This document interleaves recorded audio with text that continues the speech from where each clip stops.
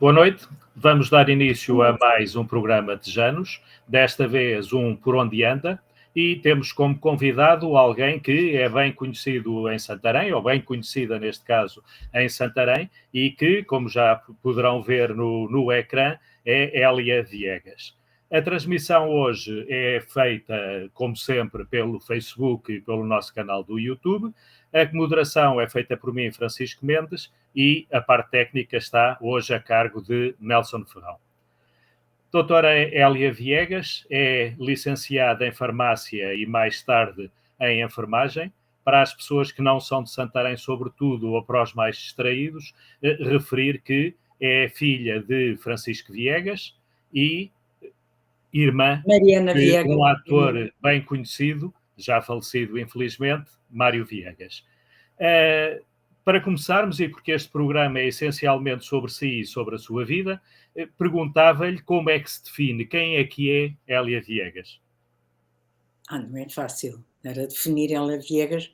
Sou uma pessoa perfeitamente vulgar, normal, que nasceu na Amadora, porque toda a família do lado da minha mãe é da Amadora, e passei depois todo o tempo em Santarém, tirando o tempo em que estive na faculdade, que foram cerca de mais ou menos 15 anos ou mais que eu não estive em Santarém, mas de resto estive sempre cá. E essa questão de ter estado fora quando os estudos universitários adveio precisamente de ter tirado 2 licenciaturas, não é? Portanto, primeiro de farmácia, depois de enfermagem, ou não? Não foi. Eu fui para a farmácia e fui logo para o Porto. Quando fui, porque só havia licenciatura no Porto, na altura em que eu acabei o 7º ano. Portanto, fui logo para o Porto, que era para... não, logo se via se me licenciava ou não. Portanto, naquela altura isso não era importante, porque havia a Escola de Farmácia de Coimbra e a Escola de Farmácia em Lisboa. Mas, e é por isso que no ano a seguir, como o meu irmão é mais novo que eu, um ano, foi para História para o Porto. Portanto, ele vai para o Porto porque eu estava no Porto. E juntámos-nos em casa de família e estive no Porto. Quando chegou à altura da licenciatura, portanto, quando fiz o 3º ano e passar para o 4º e 5º ano e final de curso, todo o curso de farmácia foi extensivo ao país todo. Portanto, passou a haver Faculdade de Farmácia em Coimbra e em Lisboa. Portanto, eu vim-me licenciar a Lisboa, como era de Santarém. Acabei por deixar o Porto, e com muita pena, porque eu adorei estar no Porto aqueles anos, e depois vim-me licenciar em Santarém. E ao licenciar-me em Santarém, fui trabalhar para um laboratório a seguir, porque não queria vir para Santarém. Não queria vir para as farmácias, não. Gostava de farmácia, mas gostava daquela parte de laboratório e dos laboratórios e daqueles ensinos, do estudo, não é? E então, nessa altura, fui trabalhar para o JABA, para o laboratório JABA, que era um laboratório nacional. Eu fui para a parte científica, portanto, para os trabalhos científicos, dos medicamentos e por aí fora. E, entretanto, deu-se o 25 de Abril. Mas ainda nessa parte da licenciatura, licenciou-se a farmácia um pouco também por influência do seu pai, por terem farmácias em Santarém na altura? Pois, quer dizer, foi um bocado, mas eu gostava, sabe, que eu fiz aquela situação de sabermos para onde é que vamos no liceu e as nossas aptidões, as nossas capacidades, fiz no 7º ano aqui no liceu. E o meu orientador profissional, nessa altura, chamava-se Martinho do Rosário, ou seja, era o Bernardo Santarento. Foi ele que me fez, calhou ser ele a fazer-me toda a avaliação. E uma das coisas que ele me disse, eu disse, olha, eu não quero ser doutora, gostava de um curso mais prático, uma coisa mais prática, e ele disse-me, olha, podes tirar o que tu quiseres, podes tirar a medicina, podes tirar a farmácia, a arquitetura, etc, etc. Mas se não quiseres ir para doutora, para licenciada, podes ir para um hospital novo que abriu agora, que se chama Alcoitão, e tu, como tens muita habilidade manual, podes ir para lá. E foi assim que eu disse ao meu pai, olha, o melhor é eu ir para o Alcoitão. O meu pai diz-me, olha, o melhor é tu. A gente não sabe o que é que isso é, não fazemos ideia nenhuma o que é, e como tu gostas de farmácia, gostas de medicina, gostas de coisa, tens aptidão para essas situações, vais fazer farmácia e depois, quando terminares, se quiseres ir para o Alcaitão, vais para o Alcaitão. Foi assim. Mas depois acabou também por fazer enfermagem ou por tirar enfermagem. Sabe que eu depois nunca mais pensei nisso, porque licenciei-me em farmácia, comecei a trabalhar, casei, tive a miúda, e nunca mais pensei em. Nós não pensamos em fazer outros estudos a seguir, percebe? E vim para Santarém. E ao vir para Santarém, porque deu-se o 25 de Abril, e aí era muito complicado estar em Lisboa, como Portugal estava naquele ano de 95, era complicado. E eu tinha que começar a trabalhar, eu tinha uma miúda com 2 ou 3 meses, e ou iniciava outra atividade, ou então gastava mais dinheiro do que eu ganhava, porque eu ganhava nessa altura 7 contos, era o meu ordenado de licenciado. E eu vim para Santarém ganhar os mesmos 7 contos, simplesmente o meu pai tinha 2 farmácias, portanto ele só podia ser diretor técnico de uma farmácia, a outra farmácia, a diretora técnica era a Noémia Igreja, e portanto se eu viesse, a doutora Noémia passava a vida dela como foi normal, e eu fui para a farmácia São Nicolau como diretora técnica, portanto eu comecei no dia 1 de novembro de 75 na farmácia São Nicolau, e quando vim para Santarém, fui até hoje. Foi assim. Está-me a falar da enfermagem. A enfermagem sabe que é dentro das nossas vidas, que são coisas que não são pensadas, mas que são interessantes. Eu ao balcão estava muito com as pessoas e ouvia muitas pessoas, e uma das coisas que eu ouvia era as mulheres grávidas a falarem do medo do parto e da história do parto e daquelas situações, percebe? Relacionadas com a gravidez, com o parto, e eu olhava para elas e pensava, bem, mas eu fiz uma preparação fantástica, o parto foi ótimo, porque é que elas estão com esta conversa, não é? E fui dizer a uma ou 2 amigas, isto não é nada assim, quer dizer, e já fora do balcão de farmácia, eu posso vos dizer como é que eu fiz. E preparei 3 pessoas, uma a Ana Maria Branquinho, a outra era a Leonor, que estava na Casa Nunes, e a outra era a Teresa, que estava casada com o Bastos da nossa condução.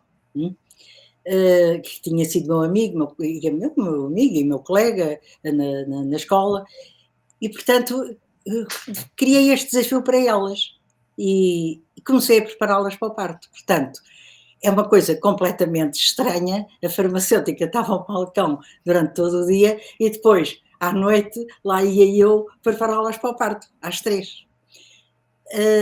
E foi assim que surgiu a enfermagem. Era muito estranho estar uma mulher, eu fui falar com o Dr. Barros e Cunha, conhecia as pessoas habitualmente, a pouco e pouco, não é? Mas era estranho uma farmacêutica estar a ir para o hospital acompanhar grávidas, porque habitualmente os maridos não podiam ir. E, portanto, ia eu acompanhar as grávidas. E aí pôs-se uma situação, quer dizer, se não me deixam entrar no hospital, então vou fazer um curso rápido, que é bom, que é útil, também me é útil para o balcão, que eu nunca pensei fazer, mas vou fazer enfermagem. E foi assim que eu fiz a enfermagem, foi por causa dos partos preparados. E fiz com muito gosto, adorei fazer o curso, tenho colegas maravilhosos até hoje, maravilhosos colegas e amigos, não é? E adorei. O meu pai, nessa altura, porque eu estava a fazer o serviço full-time numa farmácia, não é? Mas o meu pai sentiu-se como que um pouco naquela obrigação daquela conversa que tinha sido feita antes de eu ir para a farmácia, como quem diz, depois tiras outra coisa, não é?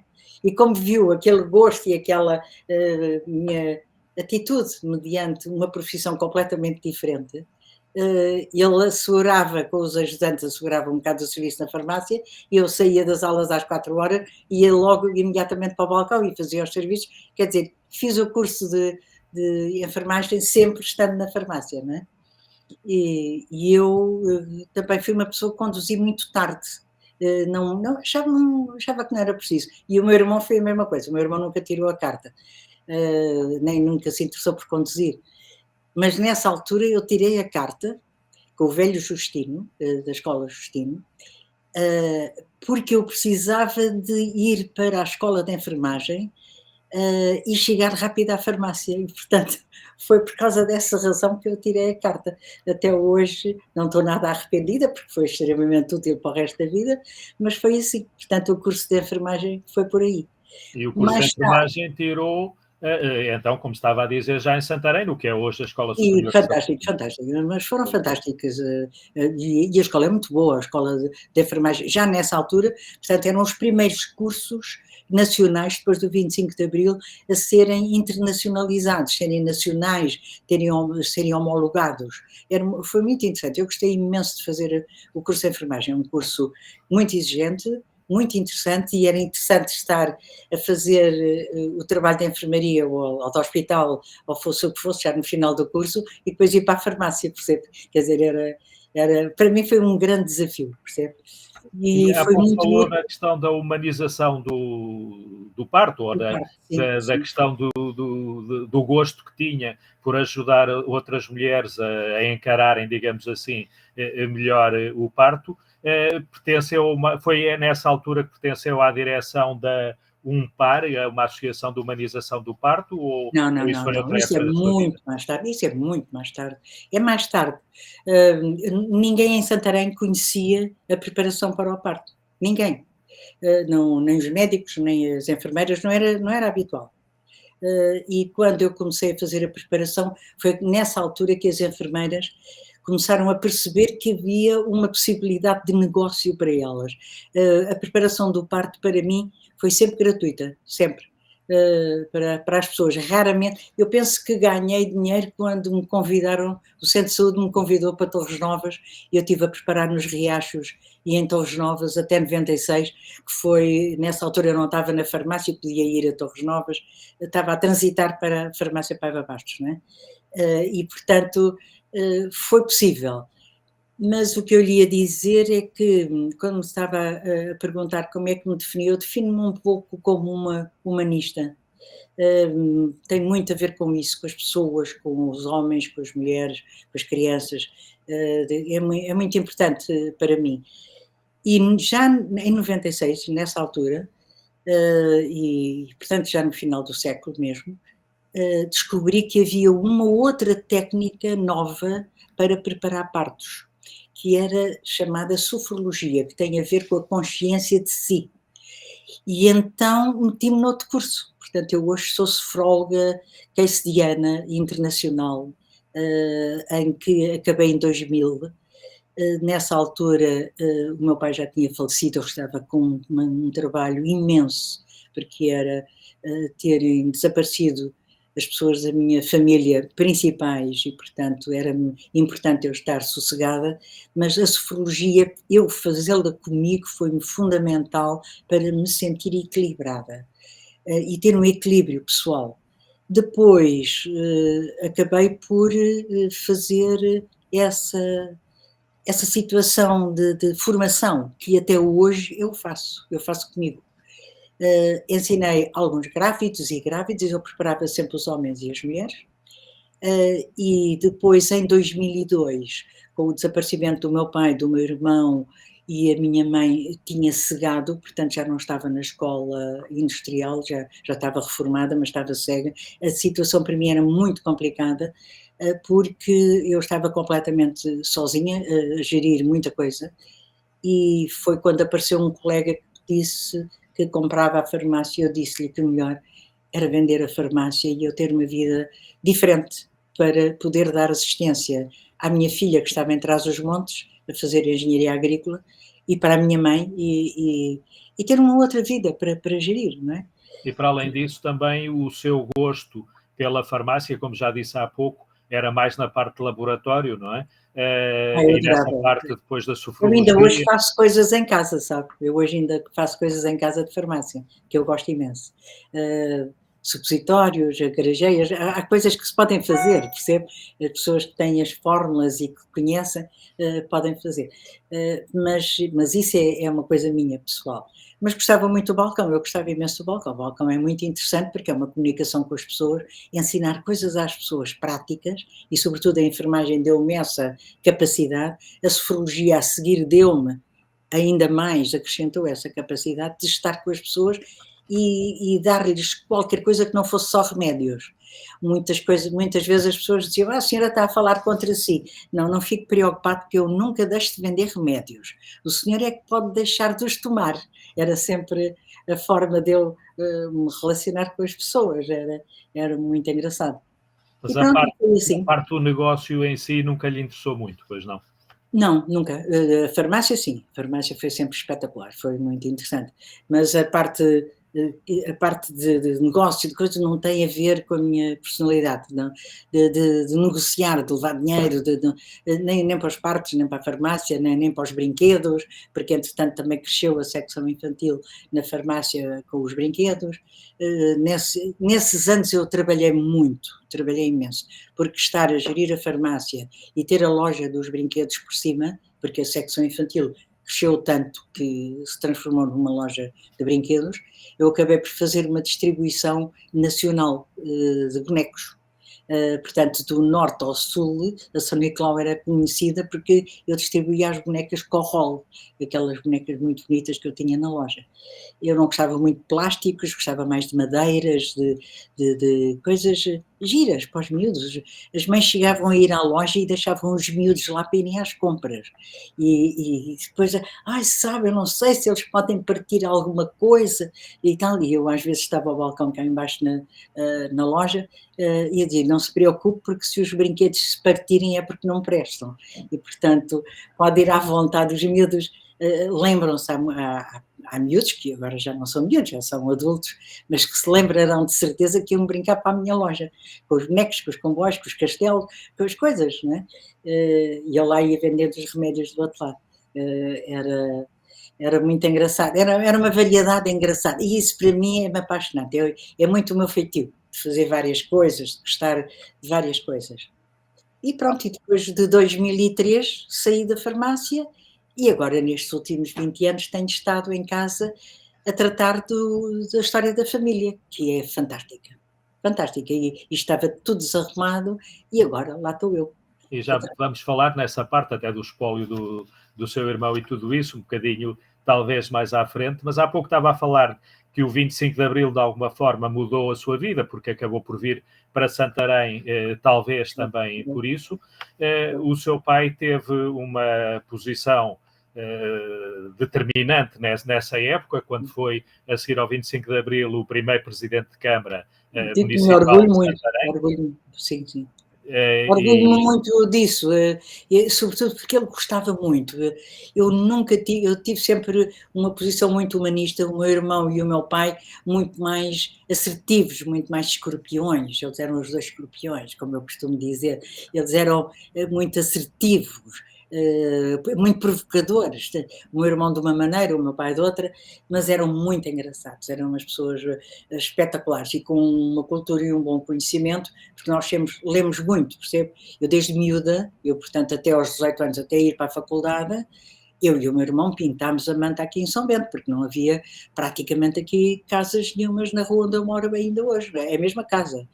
E nem passa para a cabeça o que é que nós fazíamos, desde jornais, não havia fotocópias, não havia televisão, não havia e nós inventávamos, eu fui sempre a pintora, a costureira, a que recortava, a que fazia, portanto, trabalhos de mãos era comigo, e o meu irmão escrevia, e eu também escrevia algumas coisas, mas ele sobretudo inventava, e eu concluía a invenção dele, portanto, fazíamos teatros de fantoches, íamos para os natais, fazer teatros de fantoches, eu e ele falava e eu vestia-lhe as mãos, fazia os fatos de fantoches, fazia os bonecos, tudo. Fizemos isto até ao Porto. No Porto fizemos o último espetáculo de fantoches, eu e o meu irmão, com 18 anos.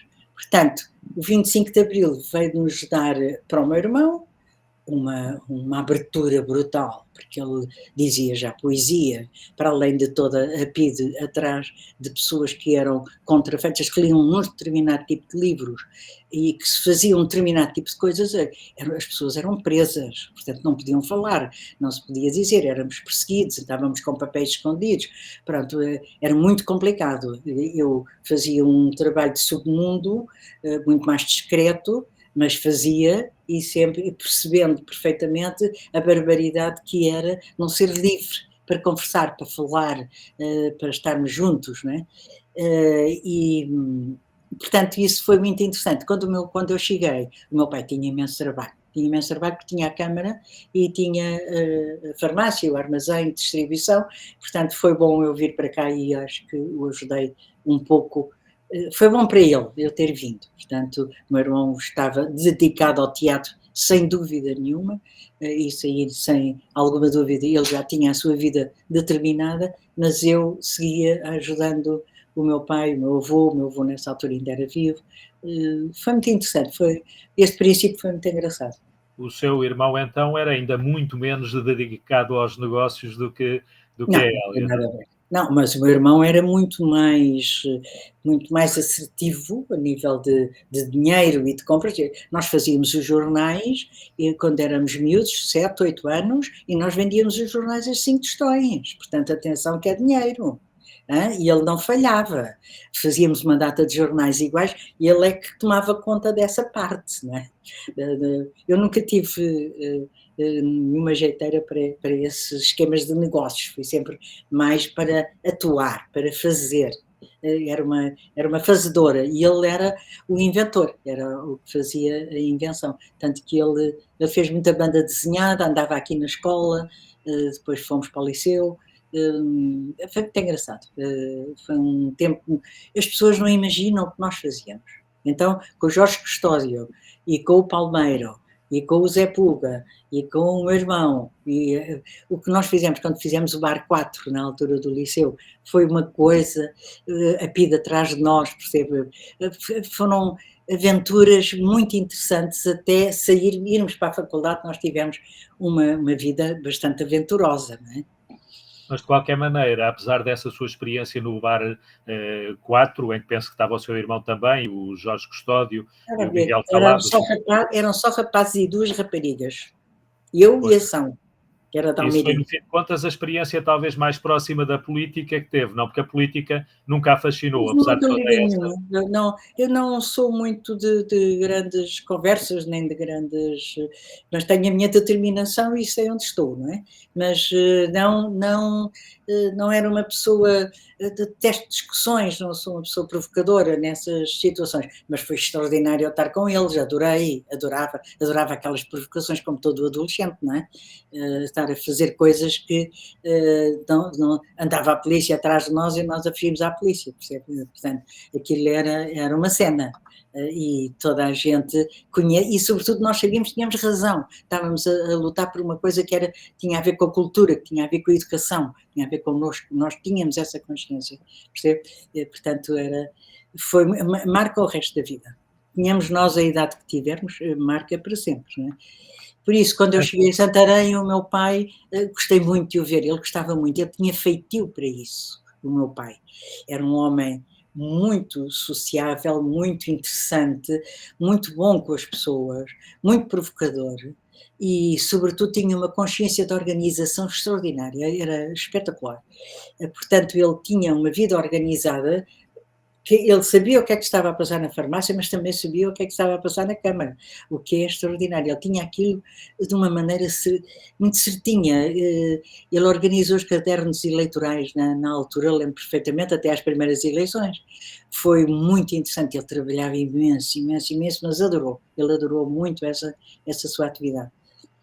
Porque o seu pai também não tinha tido propriamente experiência política, que muito diferente, é claro, antes do 25 de Abril não tinha propriamente uma intervenção mais ativa, ou teve-a também como outras... Ele teve-a discretamente, mas ele teve-a.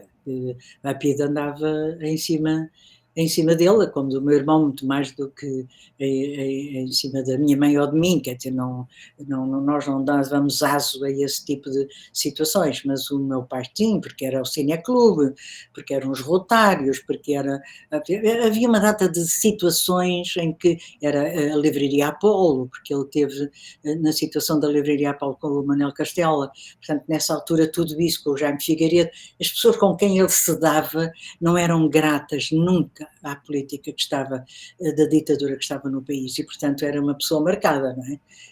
E ele sabia, não provocava isso, mas também não fugia a isso, não é? O que é importante, e para ele foi muito importante essa cultura, essa noção. Ele vinha de uma família de republicanos, percebe? Portanto, nós somos sempre uma família de republicanos, de pessoas ligadas à República. O avô do meu pai, portanto, o meu bisavô, ele gritou a República com o Zé Relvas no dia 5 de outubro, percebe, 1910, e eles eram amigos, e o meu bisavô foi senador 6 vezes da República, pelo Cartaz, portanto, ele vivia no Cartaz, foi ele que criou a farmácia Pereira do Cartaz, portanto, é o primeiro farmacêutico, é ele. E foi ele que foi presidente da Câmara do Cartaz também, não? Foi presidente da Câmara do Cartaz, foi o primeiro presidente da Câmara do Cartaz. Pelo menos eu fui lá levar uma cópia da fotografia dele que eu tenho na minha casa para a Câmara do Cartaz saber que é ele, uma pessoa espetacular. E o meu pai é muito parecido com ele, muito parecido, e deve ter bebido dele aquela função de política e de políticos e de gostar daquelas conversas e daquelas discussões. Portanto, está no feitio do meu pai, está no feitio dele, não é? Foi interessante. Dizia há pouco que agora nos últimos anos se tem dedicado mais à família, no sentido até de compilar e tratar de documentação. Como é que está a questão do espólio do seu irmão, que tem assunto que tem trabalhado ao longo do tempo? A parte do espólio do meu irmão é aquela que me dá menos trabalho, e ele fez questão disso, porque ele tratou do espólio dele nos últimos anos da vida dele. Portanto, eu e ele íamos entregar ao Museu Nacional do Teatro as coisas que ele achava que deviam ficar preservadas da vida dele e do que ele tinha feito. Ele tinha a noção dessa situação. E, portanto, eu fiz muito disso com ele. Portanto, o que eu tenho a arranjar da parte dele é preservar aquilo que ele disse para nós: as minhas preciosidades fica para ti e para a tua filha. Portanto, ele nunca falava em partir, mas houve uma altura em que ele determinou: isto é assim, assim, assim.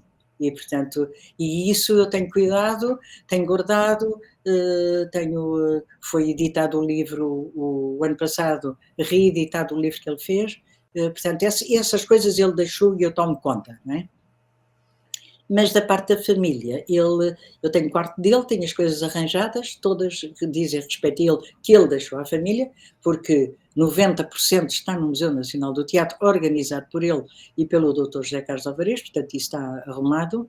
Agora, da parte da minha família, eu tinha as coisas do meu bisavô, que foi a Maria Manuel, que do Cartaz, infelizmente ela já partiu, mas que organizou, porque foi uma pessoa que depois foi muito apagada durante a ditadura, e ela conseguiu descobrir a vida do meu bisavô e contou-me essa vida, e portanto eu tinha papéis, cartas e documentação que deu para fazermos uma exposição sobre o meu bisavô no Governo Civil, que ainda havia Governo Civil. Portanto, eu consegui fazer isso com a Maria Manuel.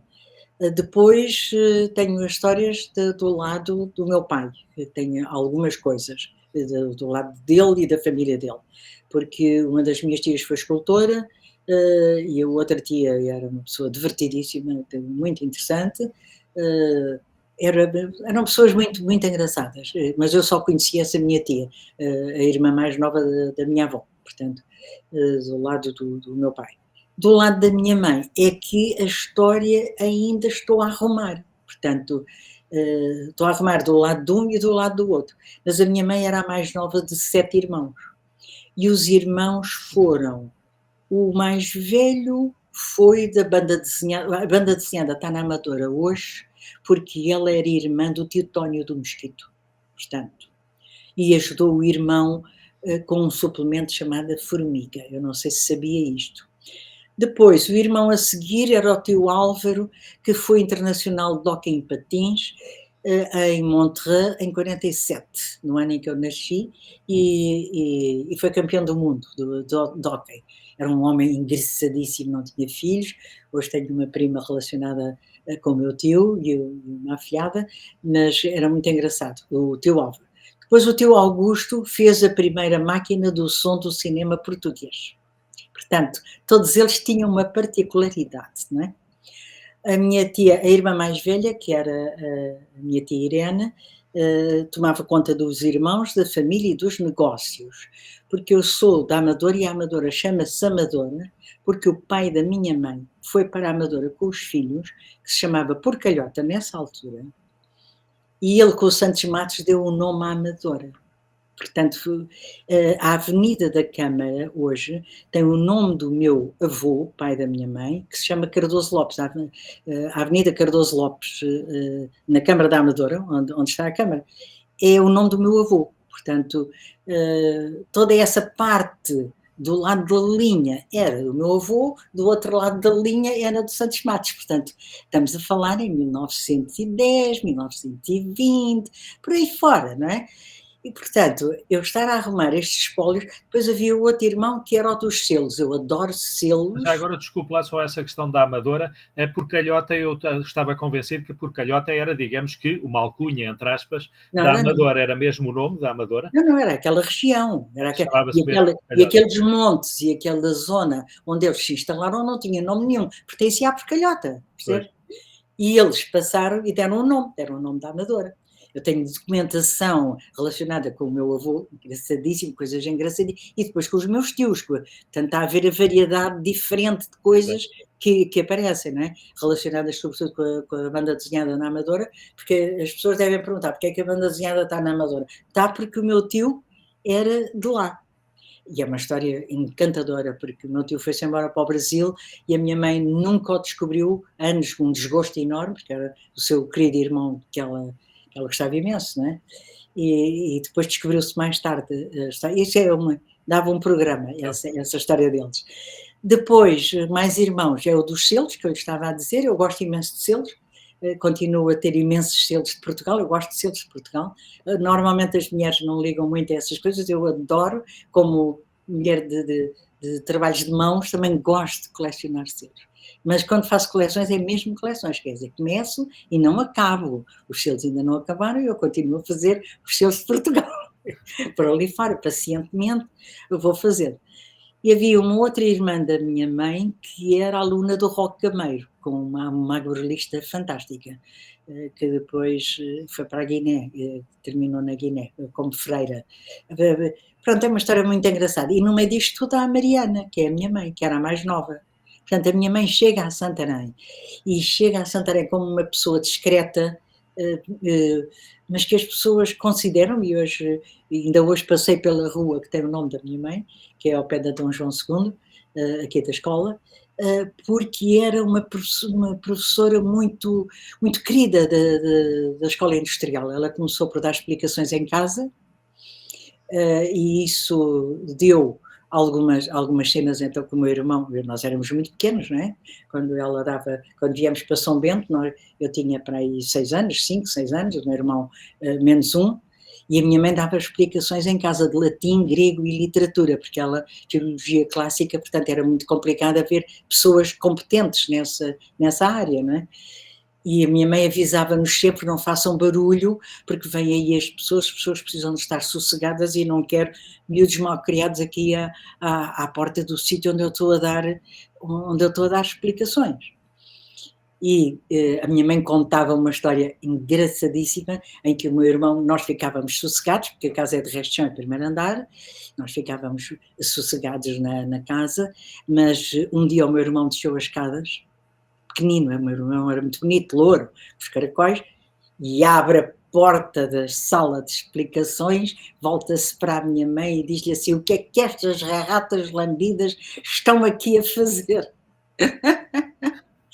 Pronto, aquilo, isto ele tinha 4, 5 anos, não é? Portanto, é para perceber aquele espírito, foi sempre o espírito do meu irmão. O que é que estas ratas lambidas aqui estão a fazer? Aquilo para a minha mãe, eu imagino, eu não sei o que é que foi a consequência a seguir desta cena.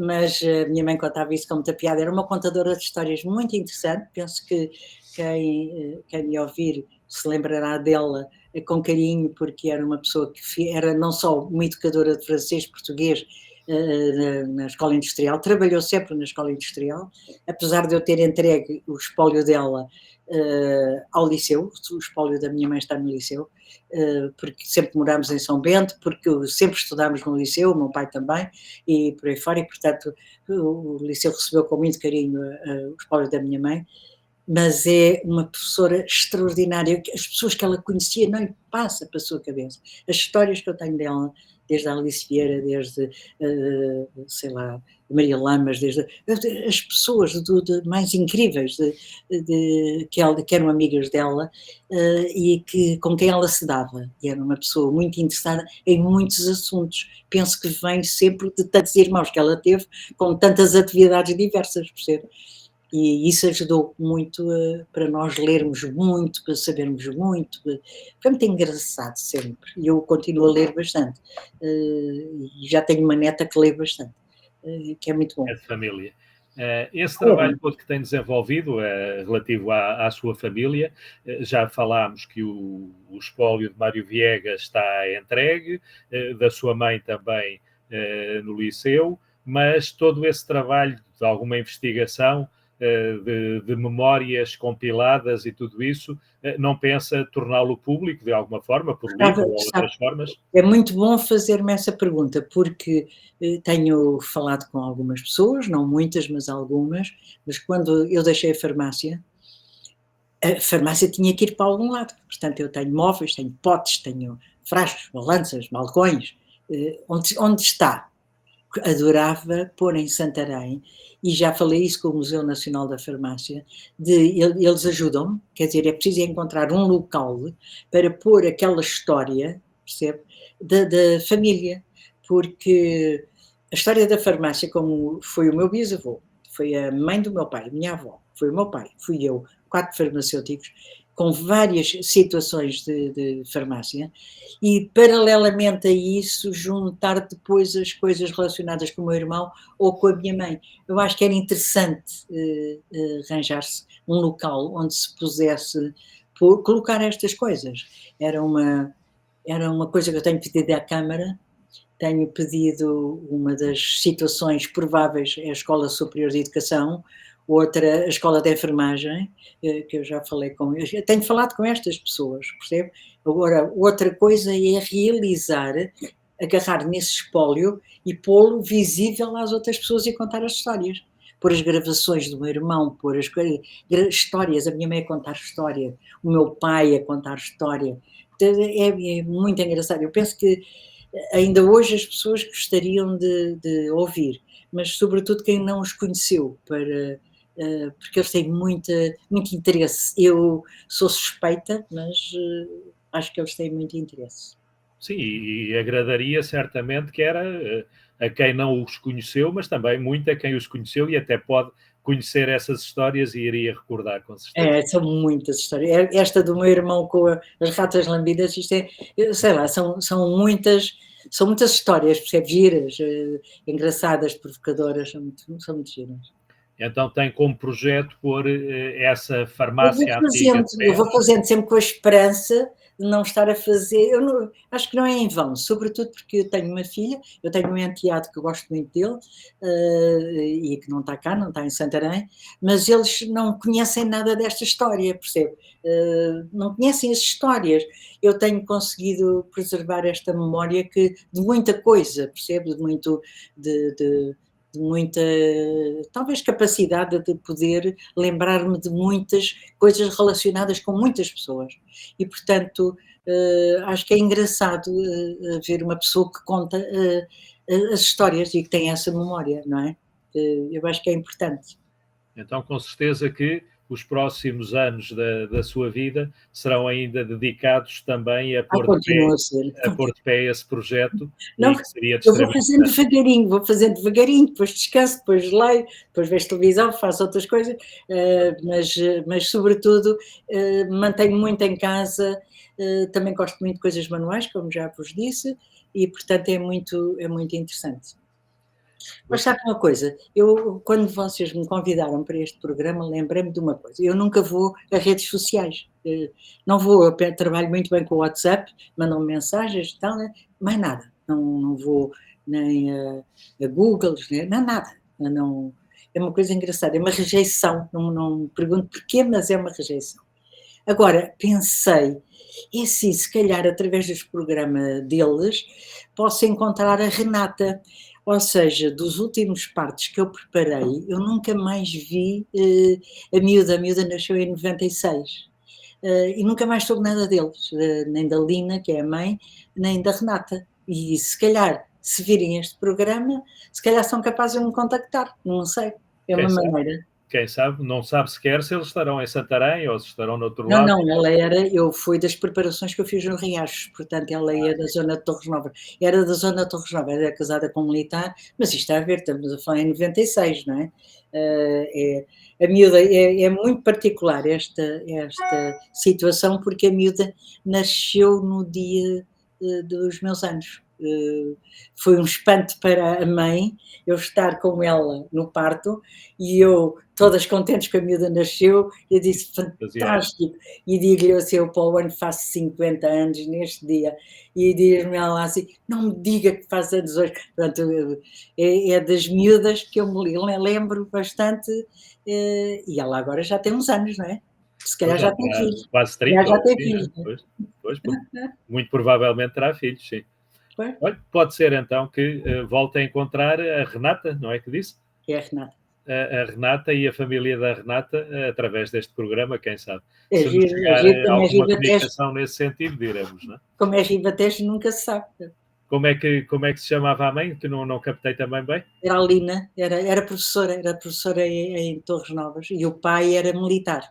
Foi um grávido fantástico. Fez tudo aquilo que eu lhe pedia, rigorosamente à militar, aquilo foi fantástico. Cumpria tudo bem. Era muito giro. Então, olha, fica o apelo, Fica um digamos pedido feito assim. no vosso programa. Fica o pedido feito e o apelo, exatamente.